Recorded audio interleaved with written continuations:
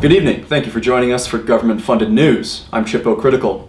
The defense minister made official on Monday the planned purchase of a new fleet of F-35 fighter jets. The Department of National Defense will acquire a total of 88 new aircraft over the next several years to prepare our military against rising threats from Russia and China.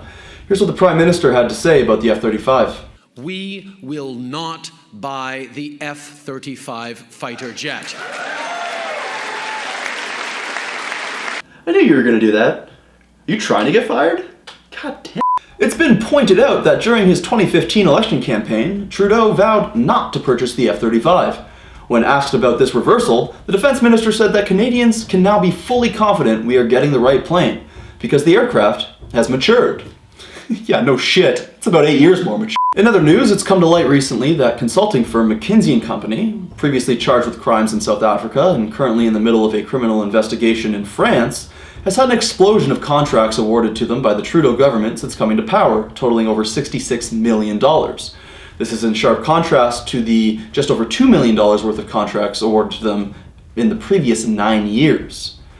When opposition parties demanded answers from the government, Trudeau has pledged to conduct a thorough review.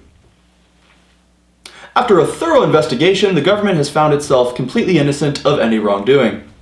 No, I know it hasn't happened yet. We don't have to wait for the investigation to finish. If we film it now, we don't have to film it again later. Yeah, okay. We Charity, Aga Khan, SNC Lavalin, Nova Scotia shooting, Arrive Camp. For our final story tonight, a group of protesters sporting a variety of hair colors stormed a feminist talk being held at McGill University this week. The talk was to be led by a law professor who teaches human rights at King's College London, but was shut down by a screaming mob. Part of the talk would have touched on how many women feel intimidated by the trans rights movement. So, in an effort to demonstrate how wrong he was, the protesters screamed a lot, shoved people to the ground, blasted them with bullhorns, and threw flour on the speaker for good measure.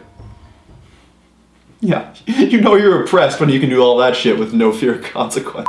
Well, that's all the time we have today for Go FU News. Thanks for watching.